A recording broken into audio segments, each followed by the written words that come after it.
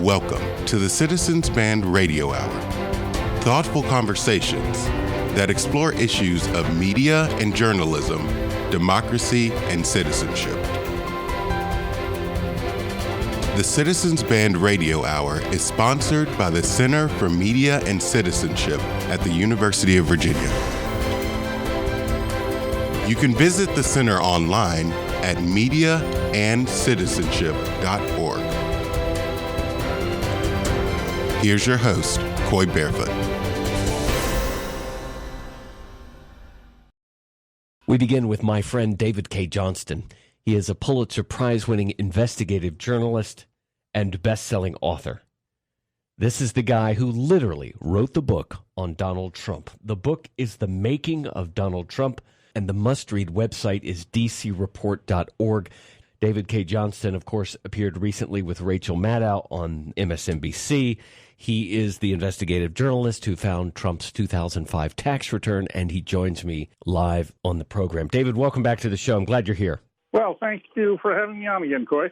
I want to start with the news that is breaking as we speak. The first is that the entire intelligence community underscores previous statements that there is absolutely nothing factual to support Donald Trump's early Saturday morning tweets a few weeks ago that he was wiretapped by former President Barack Obama, accusing the former president of committing a felony. The White House has suggested, well, if it's not American intelligence, maybe it was British intelligence that freelanced the job. And of course, British intelligence has said they had absolutely nothing to do with this, that this is ridiculous. And the other takeaway from today that I did not know is that Trump is being investigated by the intelligence community since last summer for possible collusion between members of the Trump campaign and Putin's hackers. David, what's your read about what's happening today in Washington? Well, let me make sure that we draw a distinction here between things, because one of Donald Trump's great skills is to muddy waters and leave people confused about stuff. Donald has a long history, and I've known him nearly 30 years, of just making stuff up. He just makes things up. And in my book, The Making of Donald Trump, I cite lots of examples of this. Everyone who knows him well knows that he just makes things up. If you paid close attention during the campaign, you could see that he made all sorts of stuff up, and sometimes he contradicted himself. You know, if you tell the truth, it doesn't require any hard work. But if you're telling lies, you've got to do one of two things. You either have to keep an awful lot of stuff in your head straight, or as Donald does, you just deny you said it, and who are you going to believe? Donald at the moment or that lying videotape? Now, there's no question that there has been a counterintelligence investigation about the people around Trump, some of the people around Trump, and our elections. All 17 American national security agencies and some foreign ones are in agreement that the Russian government had to be at the direction of Vladimir Putin. Nobody can imagine otherwise. Directed the hacking of the Democratic National Committee, probably the Republican National Committee, and a whole lot of other places. It is not new that something like this happens. The Russians, the Chinese have been infiltrating and trying to infiltrate our computer systems for a long time. And you know what? We do it too. It's part of the international world of spying and data collection, of these efforts to get into government and other valuable computers. What's different here is weaponizing. The Russians took selected material that they thought would help Donald Trump, and they turned it over to WikiLeaks. And the Hillary Clinton campaign did a, frankly, very poor job of reacting to this and responding to it and getting the public to understand what was going on. And let's remember, Donald Trump said during the campaign, Russia, if you're listening, asking them to hack Hillary Clinton's emails over the 33,000 emails that other people, professionals whose job was to do this, reviewed and determined were personal emails, not business emails. Paul Manafort was Trump's campaign manager. Paul Manafort was on the payroll of the pro-Moscow Ukrainian government. When that government was ousted and people went to see this palace with its own lake that the pro-Ukrainian head of government had, they saw there were all these documents floating in the lake. And journalists had been trained by investigative reporters and editors, which I used to be the board president of, immediately said, we got to get those documents and we've got to freeze them so that they don't mold and ruin. And they went and got scuba divers. They gathered all these documents, and lo and behold, they found a ledger showing all these payments to Paul Manafort. Well, that's very significant because Paul Manafort was not registered as a foreign agent. And I'm somebody who has exposed spies and foreign agents.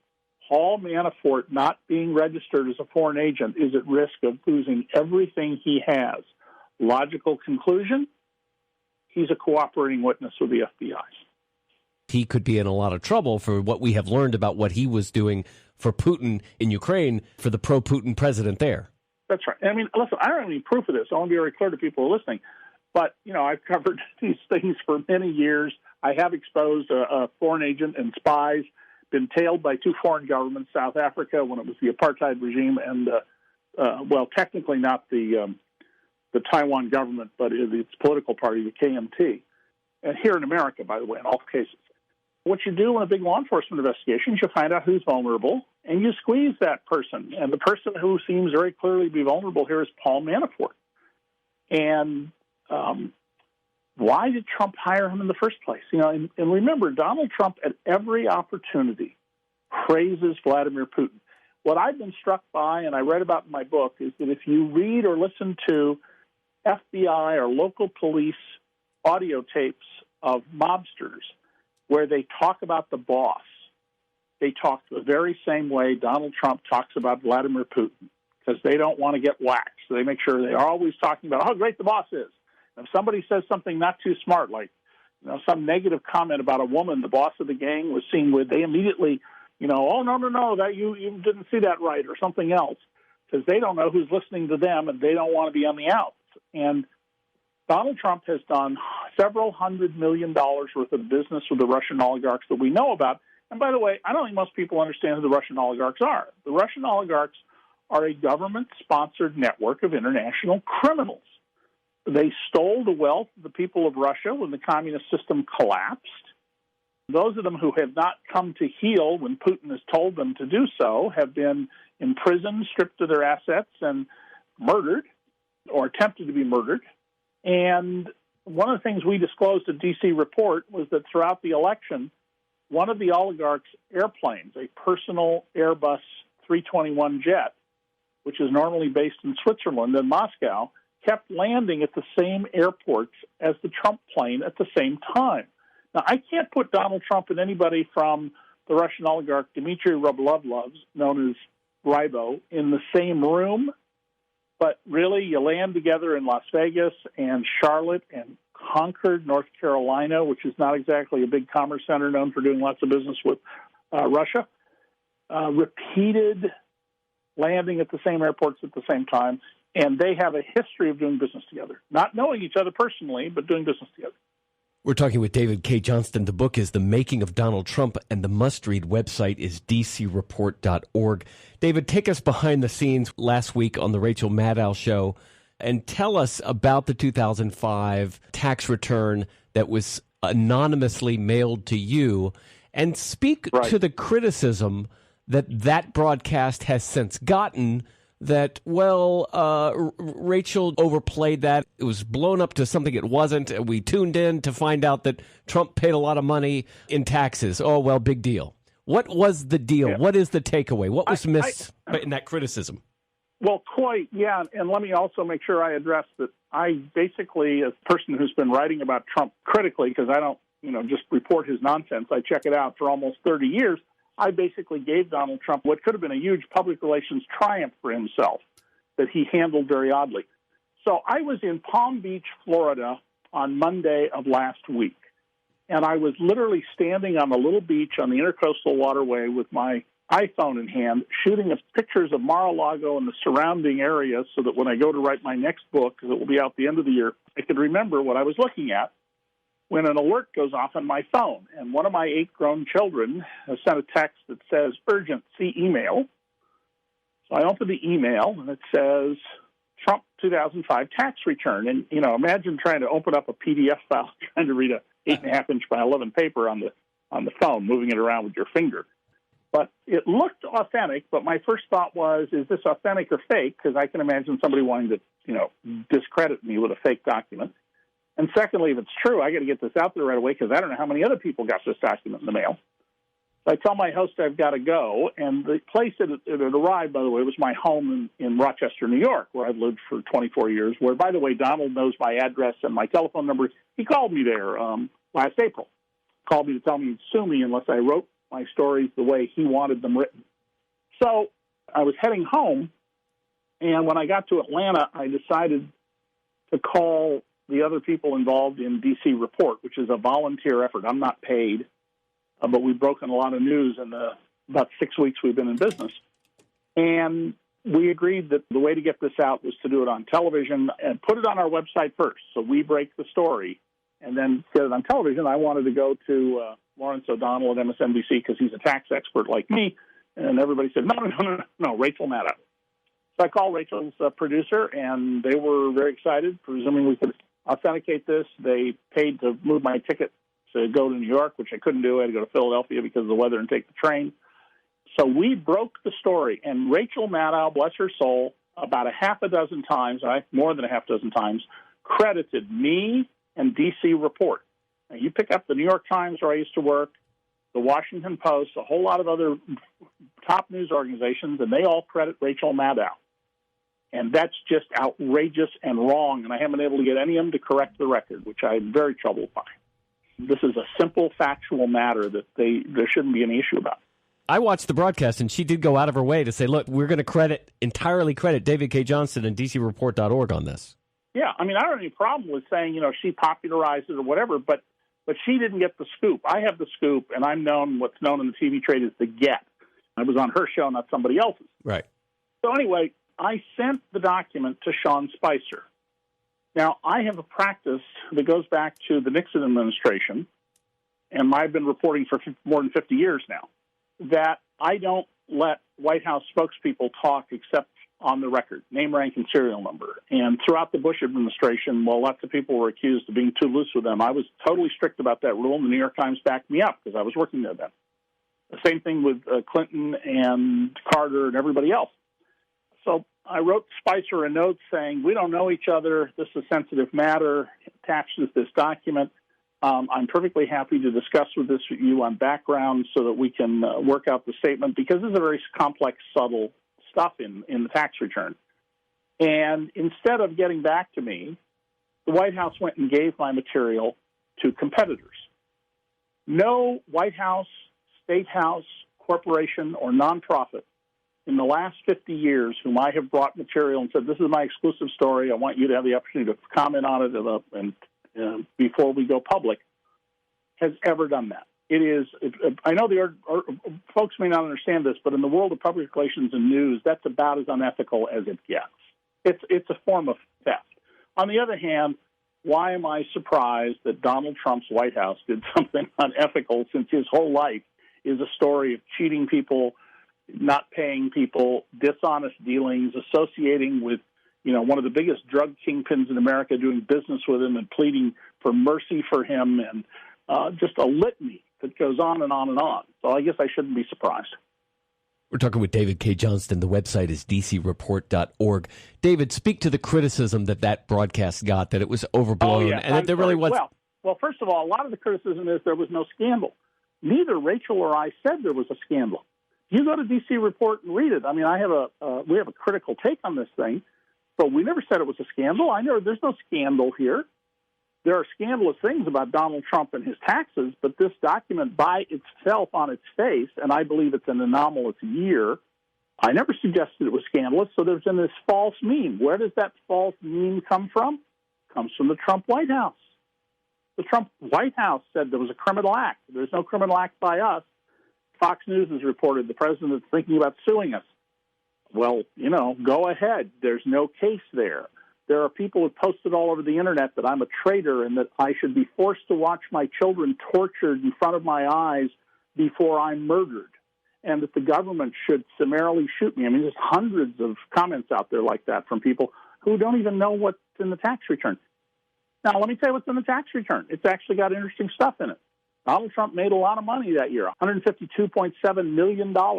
Would have made him one of the 400 highest income tax returns in America that year. To get into that group, you had to be a little over $100 million, 152.7, well inside that. But he also took $103 million of negative income.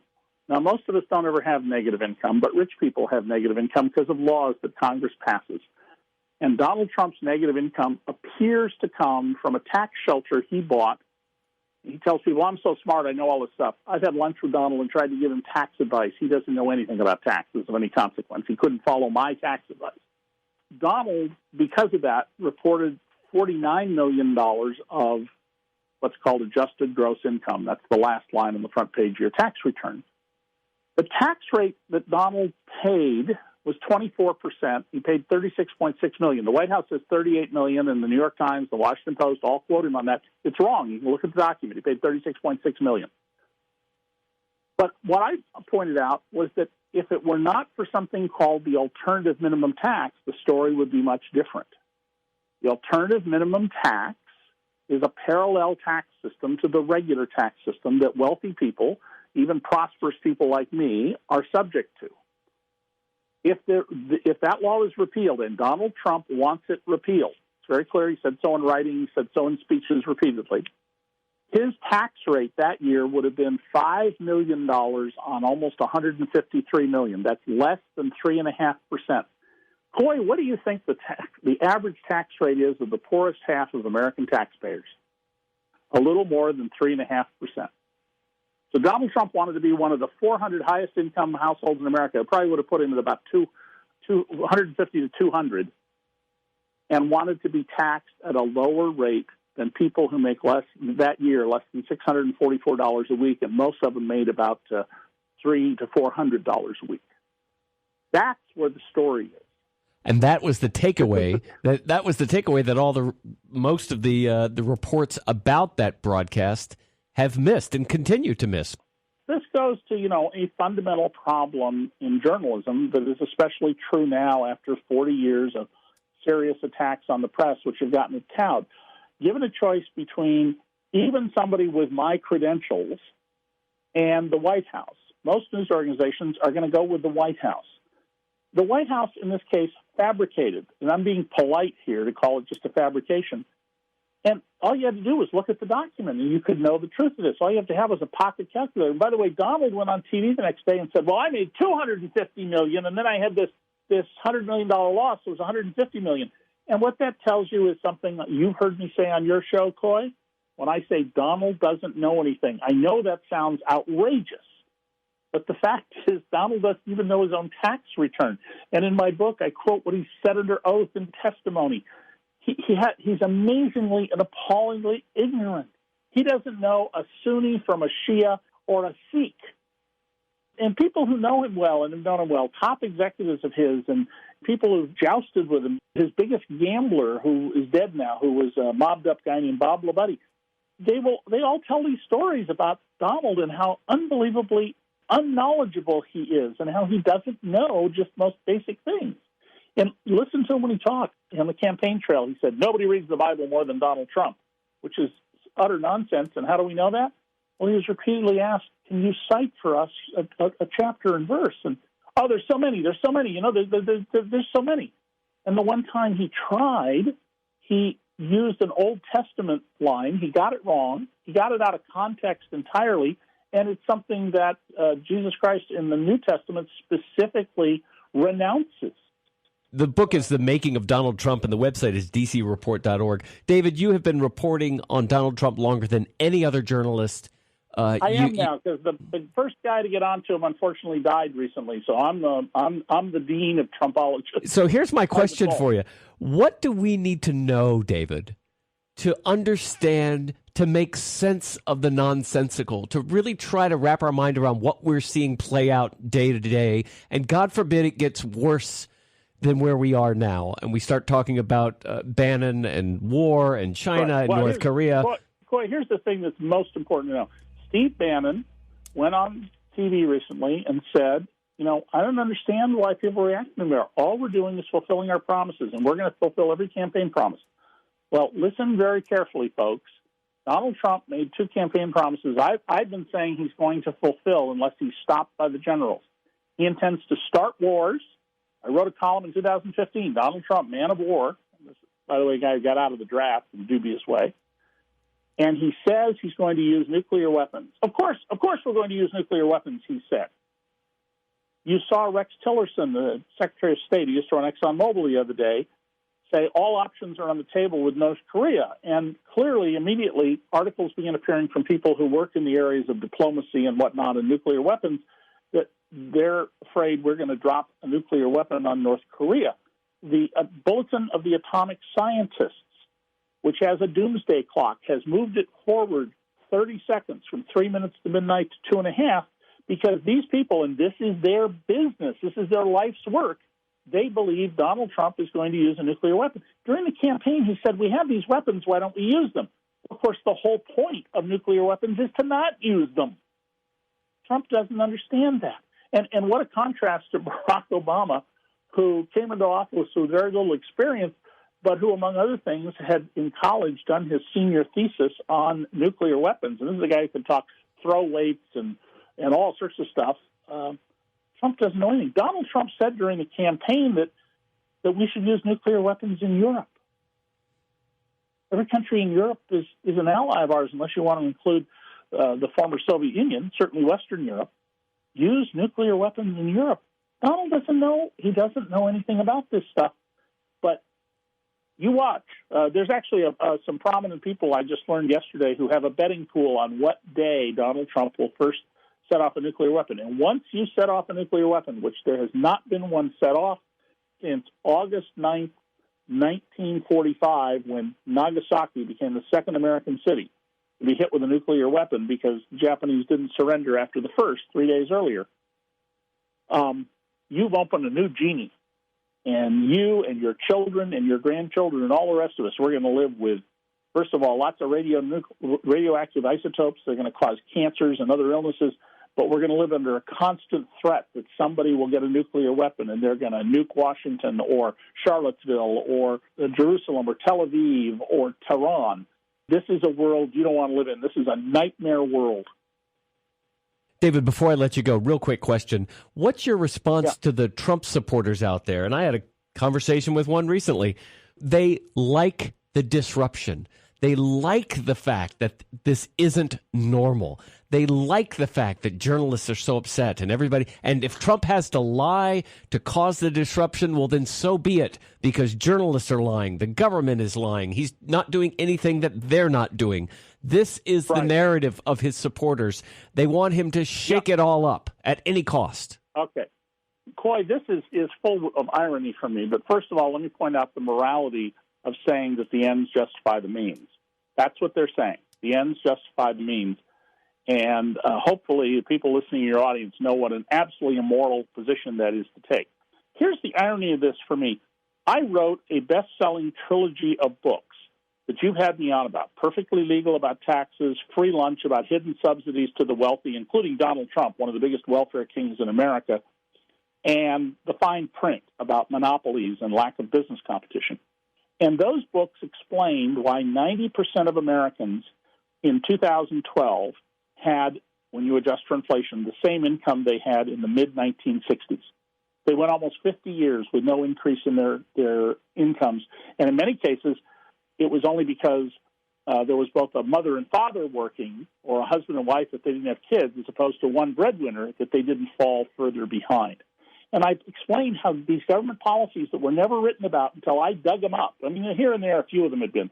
But I systematically spent years finding these things, reading the law books, getting the contracts, and fought on many of them on seeing the contracts to show how your tax dollars were being turned over to all these rich people. General Electric builds a factory, 92% of the cost paid by taxpayers. Boeing in South Carolina, $8 billion in that lightly populated state that will never be recovered. Shopping malls, high-rises, all financed with taxpayer money. So I went out and wrote books explaining, here's what's happening to you folks, and you got to change Congress. And I think one of the reasons we created D.C. Report is we want people empowered. We refer at D.C. Report to our government and our Constitution, and we say, We are the owners of our government. We should act like owners. I'm tired of running into people who say to me, you can't do anything about Washington. They're too powerful. They are us. You are choosing not to be involved. If people get involved, we will have a different government. That's the lesson of the Tea Party, and now you're seeing in this group called the Resistance, a phrase I don't care for. So to those people who go, I don't care what the means are, I'm sorry, that's a morally bankrupt position. All these people denouncing me, I'm sorry, I've been the guy who's been out there for 50 years, but especially the last 25, telling you how you got screwed and what to do about it. And now you're attacking me? Excuse me? You're familiar with my books, Coy. You know that I've showed people this stuff. Before the election, I said I do not believe Donald Trump can get through 1 year in the White House. I don't believe that the Republicans on Capitol Hill, the leaders, knowing who Trump is, they know that he has got serious mental problems and that he's not smart, as he keeps telling people. If you just listen to his language, it's the language of a con man. There's so many. That kind of thing. They can't do anything so long as there's as large a number of supporters as there are now. I don't think this will end well. I thought a lot about how this is going to end, and I don't think it's going to end well. My hope is that our Constitution is as durable as it was designed to be, and that we get through this just as we got through having a crook in the White House with Richard Nixon, just as we got through the Civil War and other great disasters. But times are uncertain, and you don't know until you see it from the other side. David Cay Johnston is a Pulitzer Prize-winning investigative journalist. His must-read book is The Making of Donald Trump, and you can also check out the latest reports online at dcreport.org. David, it's always a privilege. Thank you, sir, so much for being with us. Hey, Coy, thank you very much. Appreciate your time. Bye-bye. All right, talk to you soon.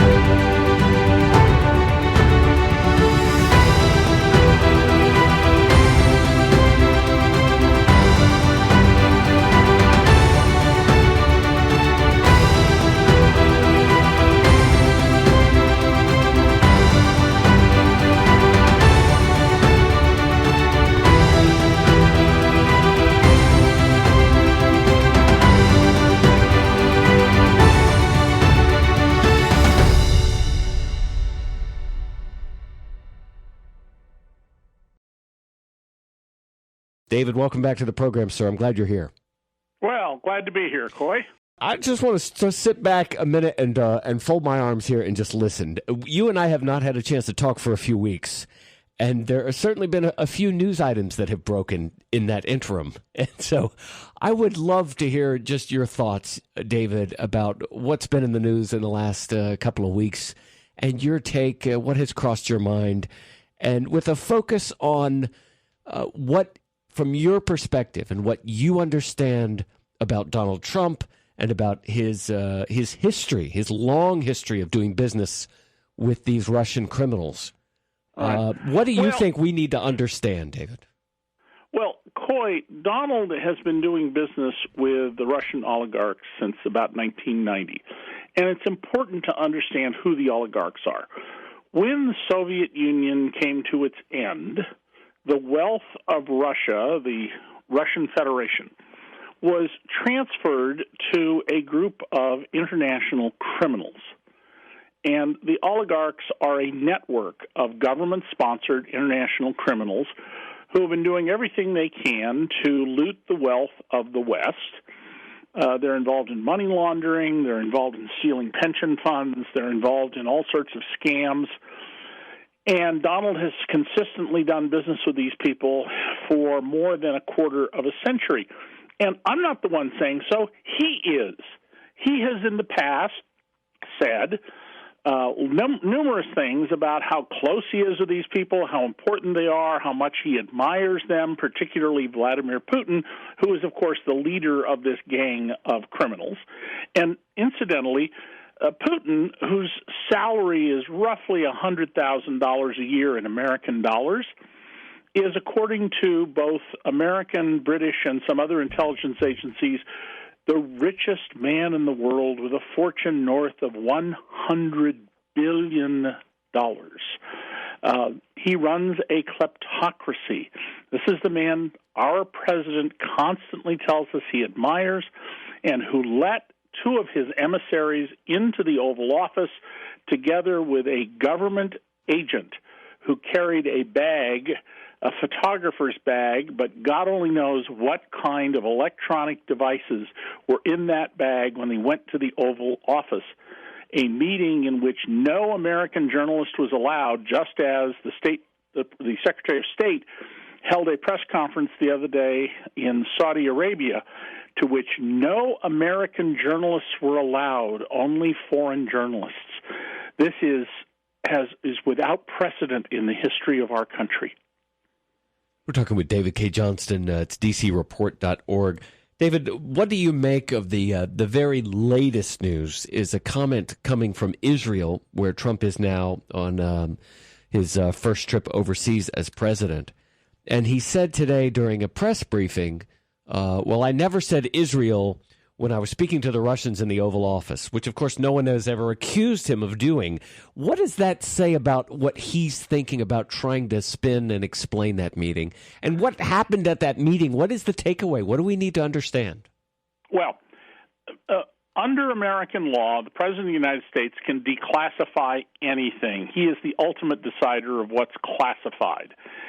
And Donald Trump told the Russian Foreign Minister, Sergei Lavrov, and Sergei Kislyak, the U.S. ambassador, both of whom are experienced spy masters, about a very tightly held secret that we're told the Israelis obtained about a plot to bring down jetliners using laptop computers. Now, I emphasize we're told Israel did because that itself may be a cover story. When an American president tells something to a foreign power, it's usually a friendly power. Russia is a hostile power to the United States of America. But here's what's significant about this. Normally, things like that are very carefully worked out by the intelligence agencies, right down to exactly who will say what, when they will pause, what verbs they will use, where there'll be an oral comma, to make sure that they state exactly what they want, that they don't give away anything they don't need to give, and they're doing this for a strategic reason. We know from the statements of General McMaster, who's now the National Security Advisor, that Donald Trump basically just blurted out to the Russians this highly sensitive information that we had obtained on the condition that we not tell anybody else without permission. And every friendly intelligence service in the world now has to reasonably say, boy, can we share anything with the American government where you've got this loose cannon in the White House who may betray us or betray our agents. And you can be absolutely certain that ISIS, or more properly ISIL, has been actively figuring out who knew this information, bringing people in, and executing them. So that Donald Trump's actions have put American lives and those of other people who fly in commercial aviation in danger needlessly and only because he simply lacks the skill to carefully handle national security matters. And this is an incredible irony given his complaints about Hillary Clinton's emails. And just, by the way, this is not to defend Hillary Clinton anyway, but the fact is when someone hacks your emails, and we know the Russians and the Chinese hacked the State Department's email systems, which are antiquated and not very good, there is exactly zero evidence of hackers going into the private server that Hillary Clinton used, and she wasn't alone. Previous Secretaries of State, Condoleezza Rice and Colin Powell among them, and Madeleine Albright used private emails for their government business because they were better email systems. And so this is just bizarre and dangerous developments that have taken place. David, what do you make of the firing of James Comey, Trump's thinking in that regard, the White House spin to try to explain why it happened, Trump explaining to the Russians, hey, I did this because I didn't want Mike Flynn to be investigated? Connect the dots for us. The firing of Comey, Mike Flynn, the Russians. What's your perspective about what's happening? Well, Coy, let me go back in time, first of all, to point out that since the late 1970s, Donald Trump has a long history of very successfully compromising, stopping, undermining, or running out the clock on investigations of him by law enforcement. And I write a lot about this in The Making of Donald Trump. His other biographers have also written about this. It's one of his best skills, compromising law enforcement investigations. Intercepts of people like Sergei Kislyak, the U.S. ambassador, ambassador of Russia to the U.S., and himself a spy master, established that there have been at least 18 contacts between people in the Trump campaign and Kislyak and others. The FBI was investigating this as a matter of counterintelligence, as they damn well should be. That's what they're supposed to do. Donald Trump tried to compromise the FBI. He got nowhere. He tried to persuade the head of the FBI to stop the investigation, according to James Comey, a man who has a long history of independent action, doing what he believed to be the right thing, and to hell with everybody else, and who also, as a well-trained prosecutor, memorializes everything. That is, the moment he leaves a meeting he thinks may be an issue later, like every trained, active person in a position like his, he immediately dictates a memo about what happens. And Donald tried to stop this investigation. He told the Russians that he had gotten rid of this guy and it would relieve him. Well, I think reasonably that is an act of obstruction of justice. And, of course, the first article of impeachment against Richard Nixon, who had the decency to resign, was obstruction of justice. Donald Trump is a man who has never had any respect for law enforcement. His father's business partner was a mob front named Willie Tomasello. There's plenty of public record about Willie Tomasello being a front for the two biggest organized crime families, mafia families in New York. His grandfather was a draft-dodging pimp, a man who made his fortune running whorehouses. Donald Trump's personal helicopter was managed, and his helicopters for his casinos were provided by a major international drug trafficker. And when that guy got caught, Donald Trump went way out of his way to assure this drug trafficker, hey, I'm loyal to you. Don't worry about me. I will never tell the Drug Enforcement Administration or anybody else anything bad about you. And there's no reason he would do that unless somehow he was involved in the drug trafficking business or otherwise compromised by this international drug trafficker named Joseph Wexelbaum. And by the way, everything I've just said to you, Coy, it comes from public records. Letters Donald wrote, law enforcement reports, court rulings, everything in my book, The Making of Donald Trump, comes from the public record. I made it a point when I wrote that book, no confidential sources, none of the stuff that I know, but it depends on things like former executives of his. Everything comes from the public record, so people can see just from the public record that this man has a lifelong career of very deep and lucrative involvement with violent American felons, violent Russian felons, international drug trafficker, and a whole host of swindlers and con artists that he's grown rich by doing business with his entire life. And originally I wrote about this stuff 26 years ago now, 25 years ago, in my first book, Temples of Chance, which was about the casino industry. And I went to Atlantic City, left the Los Angeles Times, and went to Atlantic City for the Philadelphia Inquirer in 1988 because I wanted to see, can we take this vice-ridden business that's always been associated with criminals and clean it up, as New Jersey claims it did.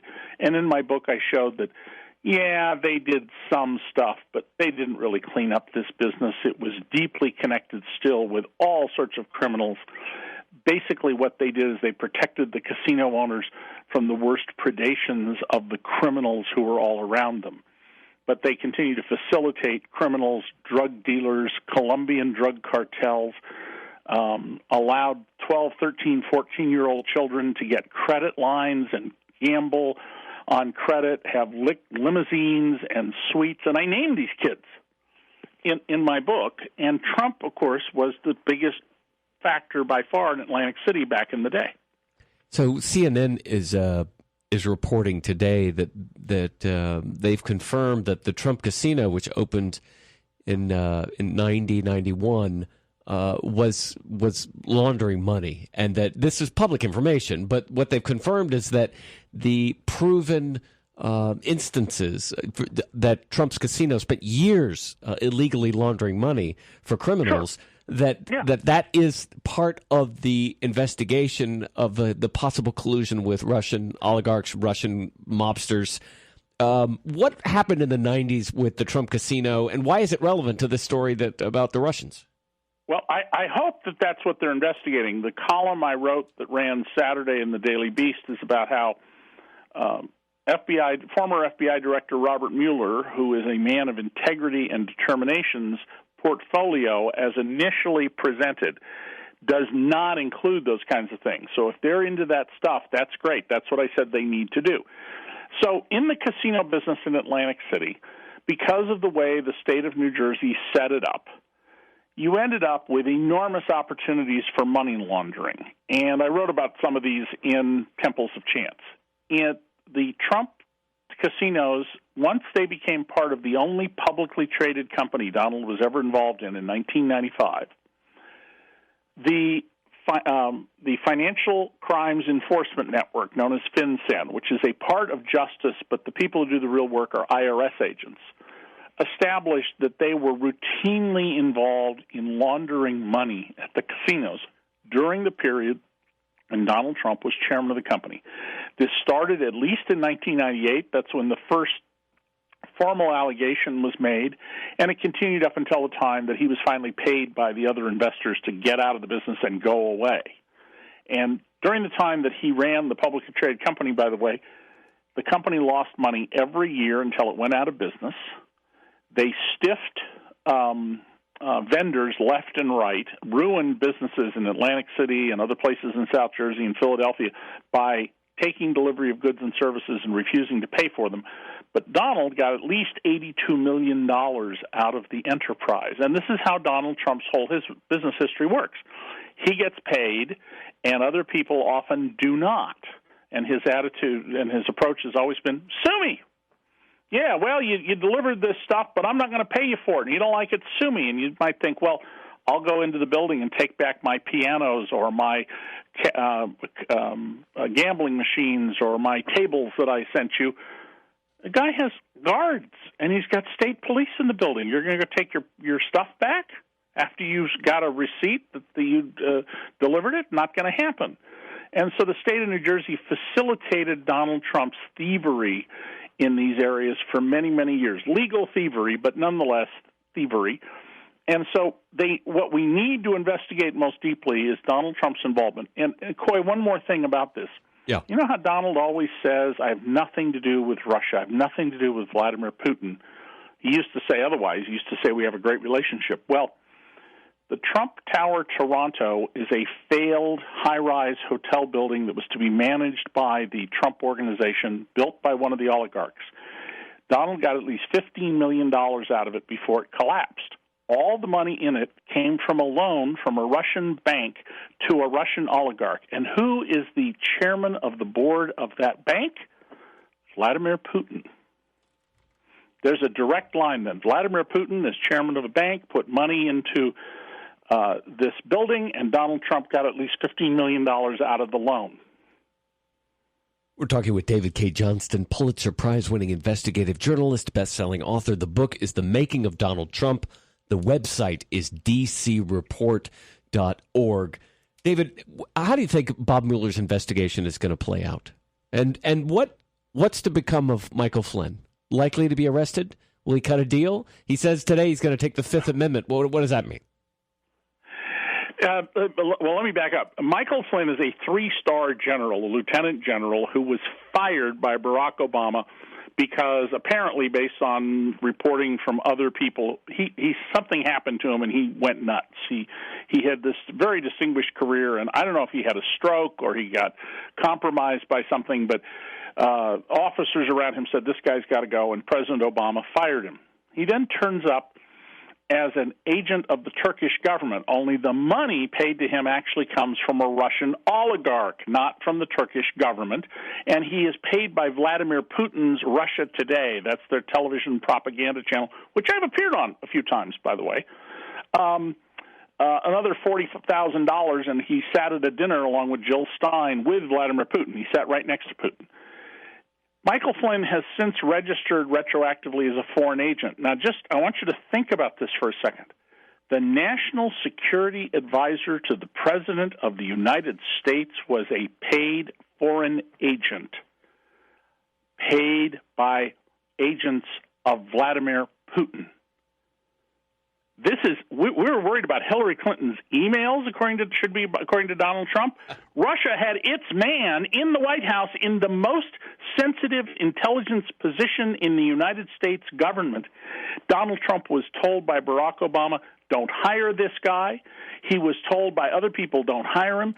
Flynn, we now know, told the transition team headed by Mike Pence, who's a former small-town radio talk show host, that he was under investigation by the FBI's counterintelligence division as a foreign agent, and Donald Trump hired him anyway.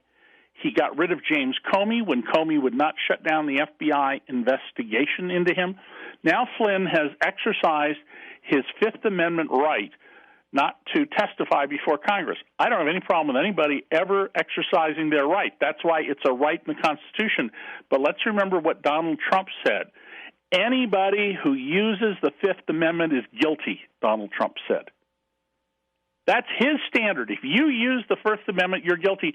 And you know what he did after he fired Flynn because the Washington Post found out about things that Flynn had done? First of all, he ordered an investigation of the leakers, and he has told the Russians and others he wants the journalists involved prosecuted and jailed. They didn't break any law, so I don't know if they can do that, but that's what he said. And secondly, he said Michael Flynn should take the Fifth Amendment. That's important because with Donald Trump, he creates his own reality. He will tell you black is white, and a minute later say, I never said that. You can say, there's a videotape of you. He says, I don't know what you're talking about. I never said black is white.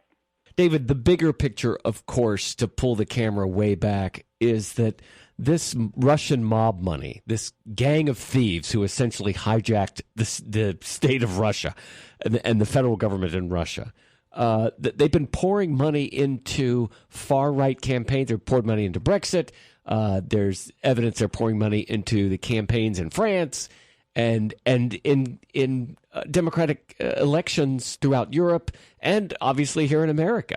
Right. What's that story, that long story? What is Putin and his boys up to? Well, there's a very excellent book about Vladimir Putin that someone wants to read called The Man Without a Face, and how he emerged out of nowhere to take over the Russian Federation. But Vladimir Putin is very clear. I mean, you can read the book where he cooperated with about what he thinks of the world. The notion of democratic self-rule, he finds it laughable. People need to have a strong ruler who tells them what to do. That's who he is. He jails journalists. If you're one of the oligarchs, and he basically, like all gang leaders, just like a mafia boss, you know, you go out and run your gang and do your business and do whatever crimes you want to do. But when the boss needs a favor, you got to produce. When Dmitry Rublevlev didn't do what he was told to do, He was put in prison for a year on a phony murder charge. Later, he was fined $250 million. He's worth somewhere between $20 and $40 billion, so this isn't the end of the world, but basically Putin said, put up this money. And when Donald Trump was in trouble in 2008, I'm sure we will find out for certain eventually that Vladimir Putin told Dmitry Rybolovlev, known as Rybo, to pay more than twice the value of a West Palm Beach estate to Donald Trump because Trump needed roughly $50 million. That's what he got in excess cash, in profit, because he was in financial trouble. And the Russians have shown up again and again to do this. The Russians want, under Vladimir Putin, he wants to rebuild as much as he can of the old Soviet empire. He wants all the Russian-speaking countries brought under his control. The leaders of the three little Baltic states, Estonia, Latvia, and Lithuania, have been telling everybody who will listen, Vladimir Putin is going to take control of our countries and take away our freedom. Russian websites, including Sputnik, which Trump has said things that only could have come from the Sputnik website, runs false news stories, fake news stories, alleging that Poland is invading Belarus and then backing out. Complete nonsense. There's no evidence this is at all true. It's part of their propaganda. But Donald Trump has taken things from Sputnik and other I'm revealing my age here, Russian propaganda sites and treated them as real news.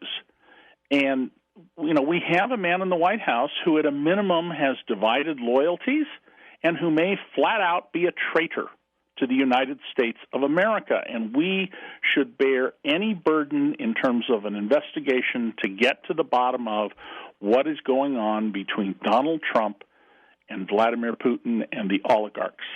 David Cay Johnston is a best-selling author and Pulitzer Prize-winning investigative journalist. The book is The Making of Donald Trump, and the must-read website, check it out every day, make sure you bookmark it, is dcreport.org. David, thank you so much for all the work you do and for the time this afternoon, and we'll look forward to talking again. Thank you, my friend. Coy, thank you very much. I appreciate it. Take care.